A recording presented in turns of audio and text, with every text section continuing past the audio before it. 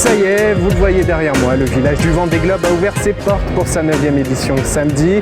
Une 9e édition forcément particulière à l'heure du coronavirus. Et malgré le fait que le département de la Vendée était placé en situation de vulnérabilité élevée, le village a été maintenu, mais certaines mesures ont été prises. Par exemple, pas plus de 5000 personnes en simultané dans le village. Alors à quoi ça ressemble le Vendée Globe à l'heure du coronavirus? C'est ce qu'on va voir et on met le masque parce que c'est obligatoire.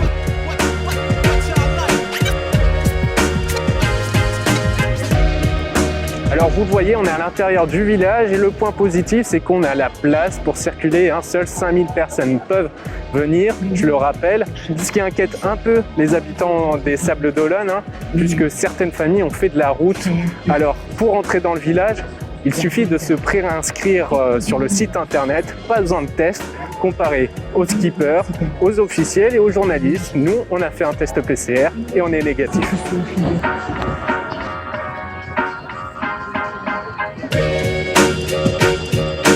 Alors à l'intérieur du village, il y a quand même des choses à faire. Vous voyez derrière moi l'espace du Vendée Globe, un espace d'exposition dédié au monde des skippers et au monde marin.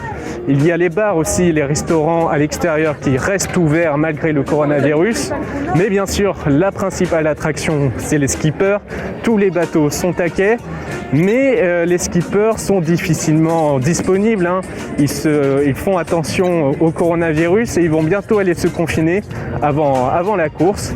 Alors, on peut se rendre tout de même sur les pontons, mais il y a une longue file d'attente, comme vous pouvez le voir.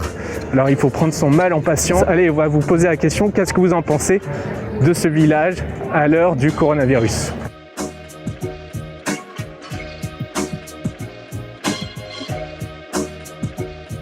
Très bien organisé, même malgré le Covid, c'est vraiment très bien. Ouais. Et en plus, il fait beau. Mais je trouve que c'est beau, c'est très bien et en plus on nous fait vivre des choses magnifiques. Parce que je trouve que c'est beau et c'est la gaieté, parce que surtout de ce moment, on a besoin de belles aventures. Bon, voilà, le monde du travail continue, donc c'est normal qu'il y ait une partie du monde des loisirs qui se poursuive aussi, dans la mesure où on peut respecter le protocole dans le cadre du travail. On peut aussi le respecter, pourquoi pas, dans des espaces de loisirs et dans la découverte culturelle. Alors la situation est particulière pour les skippers également. Ils vont être confinés un peu avant la course pour éviter toute infection. On a demandé à Clarisse Kremer, qui participe pour la première fois à la course, comment elle vit ce village.